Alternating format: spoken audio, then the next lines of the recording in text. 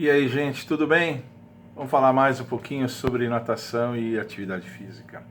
Hoje eu gostaria de fazer um balanço muito rápido, muito até superficial sobre a participação do Brasil nos Jogos Pan-Americanos. Eu tenho acompanhado, não consegui acompanhar assim como consegui acompanhar Gwangju, por incrível que pareça. Acompanhei muito menos, eu assisti acho que duas noites apenas. Hoje é sexta-feira, eu vou fazer um balanço até quinta-feira, dia 8, até as provas de quinta-feira, 8 de agosto, né? Como é que o Brasil vai indo lá?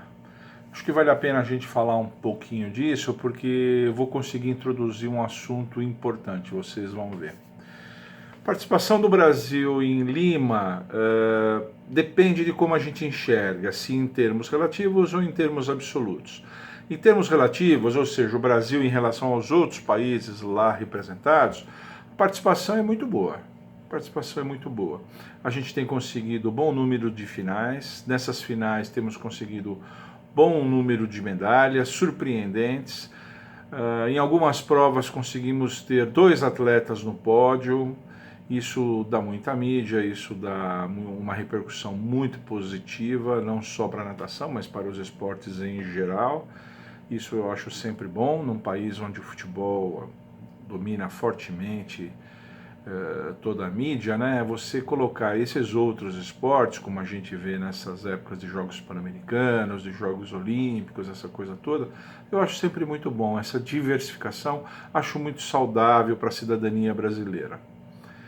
E nisso tem sido bom. Temos tido o estabelecimento de alguns novos recordes e algumas marcas expressivas e até algumas marcas pioneiras, como a gente vai ver aqui, eu vou falar de alguma coisa. Isso em termos relativos.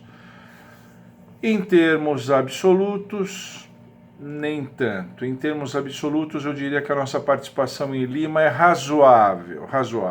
Por quê? Porque em termos absolutos a gente tem que levar em conta o resultado de cada atleta com relação a ele mesmo, com relação às suas marcas pessoais, as expectativas que nós tínhamos dele com relação a recordes e, enfim, coisas do gênero assim. E muitos nadadores não têm conseguido fazer suas melhores marcas lá. É um problema isso. Muitos nadadores.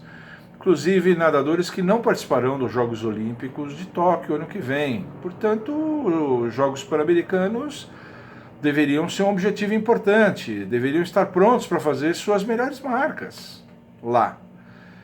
E muitos não estão fazendo, independente da colocação, independente de subir ao pódio ou não, da cor da medalha.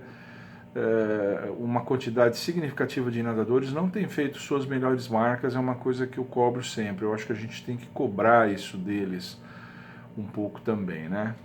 Para vocês terem uma ideia, só um balanço muito rápido aqui, vamos começar pelas moças, né? Etienne Medeiros, nossa craque, né? Ela é talvez a nossa estrela da natação feminina, inclusive já com experiência olímpica. Etienne Medeiros, nos 100 metros costas, ela não fez o seu melhor tempo. Ela se classificou com 1:00:13 nos 100 costas, lá fez 1:00:67. Pegou uma medalha de bronze, bacana, mas não fez seu melhor tempo. Eu acredito que ainda assim ela tem vaga em Tóquio. Eu não tive condições de checar isso, mas eu acho que ela tem vaga em Tóquio. Agora tem uma outra nadadora que fez uma participação bem interessante, Larissa Martins Oliveira. Essa nadadora, sim, nos 200 metros livres, ela se classificou com 2:00:91, chegou lá, fez 1:59:78. Bronze também, mas com a sua melhor marca pessoal. Aí sim. Já nos 100 metros livres, né, ela não foi tão bem, se classificou com 54:59, chegou lá, fez 55:25, bronze também. Então veja, pegou bronze nos 200 e nos 100.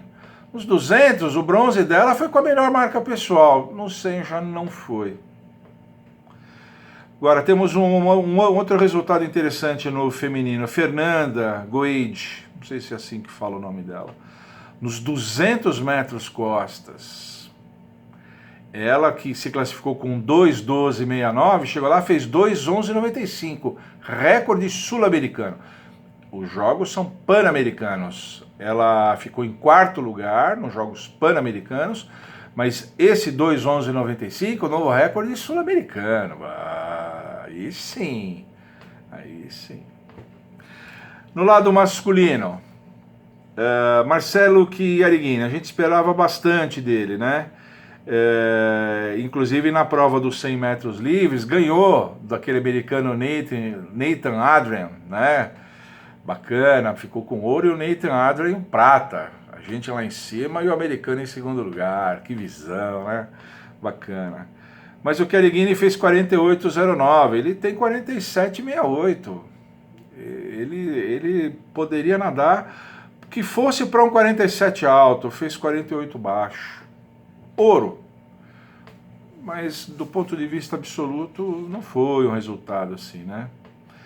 Outro que foi bem, Guilherme Guido, este sim, se classificou com 53,83 no 100 costas, chegou lá e enfiou 53,54 e ganhou a 200ª medalha pan-americana do Brasil. Foi a medalha de número 200. Isso foi bacana, né? Ou seja, atingiu uma marca dessa com a sua melhor marca pessoal, ou uma das suas melhores marcas pessoais. Eu tenho o tempo de classificação dele 53,83. E ele fez lá 53,54. Aí sim, aí sim. Leonardo de Deus. Leonardo de Deus conseguiu um tricampeonato nos 200 borboleta, que é uma prova que eu vou dizer, né? 200 borbo. 1,55,86, ouro, tricampeão. Eu não tenho tempo de classificação dele, não sei dizer se é o melhor tempo dele. Fora isso, o 4 por 100 livre masculino do Brasil, recorde pan-americano, conquistou uma vaguinha para os Jogos Olímpicos, 3:12,61. Uma marca boa, uma marca boa. E o 4 por 100 medley misto, nós tínhamos ficado com a medalha de prata, herdamos o ouro dos Estados Unidos, que foi desclassificado. Eu não consegui também levantar exatamente o que houve, deve ter sido algum procedimento ou na largada, ou numa das passagens, e nós herdamos o ouro, tínhamos ficado com a prata. Fizemos 3:48,61. Esses revezamentos mistos, tanto os livres como os medley, são provas relativamente novas, né? A gente está iniciando, então... Mas eu acho que... Então é isso. Em termos absolutos, é apenas razoável. A gente tem que tentar ser um pouco crítico nisso, né? Isso não é ser chato, isso é ser especialmente crítico. E a gente precisa ser crítico, porque como eu tinha dito no outro vídeo, esses atletas, eles têm subvenção federal, eles ganham dinheiro para isso, né? Eles podem ter até outras fontes assim, mas eles ganham dinheiro para isso. Para vocês terem ideia, dos 35 atletas da natação em Lima, 29 são apoiados pelo Bolsa Atleta do Ministério da Cidadania. Do pessoal que está em Lima lá, o investimento é 1,7 milhão de reais ao ano. Um país como o nosso, com pouco dinheiro. Esse programa Bolsa Atleta do Ministério da Cidadania, para você ter uma ideia, na natação ele beneficia 272 nadadores. Só na natação, né? Apoiados por esse. E o aporte para a natação é de 4,1 milhões de reais, né? Enfim. Agora, mesmo que você junte outros esportes nisso, nós estamos falando de algumas centenas, talvez alguns milhares de atletas que são patrocinados. Então, por essa razão, eu acho que a gente tem o direito de observar o seu desempenho do ponto de vista absoluto, para a gente ver, né, se eles foram bem ou se não foram. A gente pode fazer esse tipo de coisa e cobrar mais deles, porque eles estão ganhando para isso. E quando eu falei isso num vídeo anterior, eu falei que existe inclusive uma certa discussão a respeito disso, né? Se atletas de alto nível deveriam ganhar subvenção, sim. Se esse dinheiro não seria melhor aplicado no esporte de base, né? A coisa não é tão simples assim, né? Em primeiro lugar, esse 4,1 milhão de reais, quando aplicado em algumas centenas de atletas ou poucos milhares de atletas, faz diferença na vida deles, faz diferença. Quando a gente fala de esporte de base, a gente não está falando disso, a gente está falando de milhões de crianças, centenas de milhares, se não milhões de crianças. Então esse dinheiro não faria diferença, esse investimento federal não faria diferença. Seria muito mais interessante que esse investimento fosse mais descentralizado, fosse um investimento de natureza estadual ou de natureza municipal. Quem talvez devesse investir mais nisso fossem os governos estaduais e municipais. E não é só pela magnitude, pelo tamanho, pelo número de crianças e jovens que poderiam ser atendidos, mas é pelas especificidades também. Um investimento lá no norte, nos estados do norte, Amazonas, Pará, por exemplo, lá os investimentos talvez sejam diferentes do que seriam no Rio Grande do Sul, Santa Catarina, Paraná, diferentes. E esses seriam diferentes no Mato Grosso, né? Tocantins, seriam diferentes. Quer dizer, um país do tamanho do nosso, a gente precisa respeitar essas especificidades regionais. Então, se nós conseguíssemos fazer investimentos estaduais e municipais, nós atenderíamos essas especificidades regionais mais do que investimentos federais, que já vêm carimbados e muitas vezes atendem mal essas especificidades. Mas esse não é nem tanto o problema principal. O problema principal que eu vejo, que a gente precisa ver, é que o país precisa de ídolos. As crianças, os jovens do esporte de base precisam de ídolos. Se você retirar completamente a subvenção dos nossos medalhistas para transferir para o esporte de base, esse dinheiro vai se perder nessa multiplicidade de demandas e esse número gigantesco de crianças, e nós vamos deixar de ter os ídolos que são quem inspira as crianças. Eles é que inspiram as crianças, que servem de modelo. Nós precisamos deles. Existe uma frase que eu ouvi de uma pessoa que eu achei muito legal. Ela fala assim: onde há santos, multiplicam-se as devoções. Ou seja, você precisa ter esses ídolos arrastam as crianças para a prática esportiva, para o treinamento, para a dedicação a certas modalidades, arrastam as crianças, mais do que qualquer coisa que você possa fazer.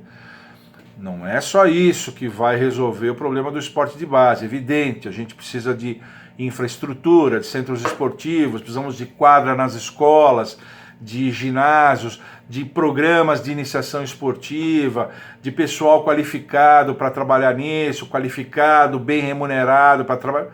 Uma lista de coisas que a gente precisa para trabalhar o esporte de base. Mas os ídolos são importantes, arrastam as pessoas. Isso está comprovado em vários países do mundo, está comprovado aqui. Quando nós tivemos, por exemplo, o Gustavo Kuerten no tênis, o Guga no tênis, as crianças lá em Santa Catarina, que é o estado dele, jogavam tênis na rua, com raquete de madeira, dividindo a rua com um barbante. Vocês já viram isso? O tênis, que é um esporte de elite, pois as crianças jogavam tênis na rua.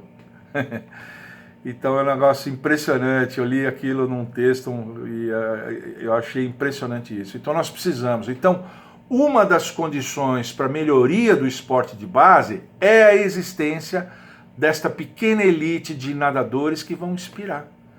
Os Gustavo Borges, os Thiagos Pereira, esses nadadores, entendeu?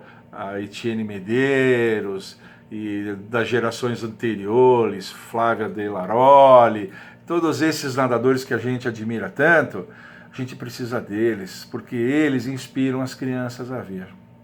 Então não dá para a gente abrir mão deles, não. O investimento federal nesses atletas, eu acho que se justifica. E o investimento no esporte de base deveria vir de outras esferas. Tá bom?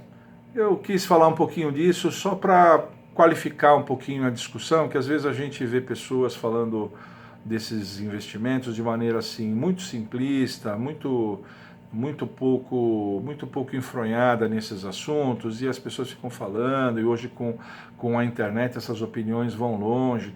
Eu acho que a gente tem que refletir um pouco melhor e reconhecer a importância que esses atletas têm para o esporte de base. É só isso que eu queria. Tá bom? Por hoje era isso, gente. Obrigado pela sua atenção. Se você gostou, deixa um like aqui, ativa o sininho, faça a sua inscrição. Você aí que me escuta, que não fez a inscrição, o que você está esperando, pô? Se inscreve aqui para a gente atingir mais pessoas, para o meu canal ser melhor qualificado.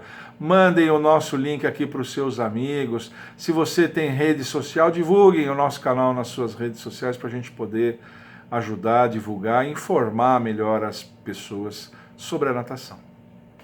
Tchau!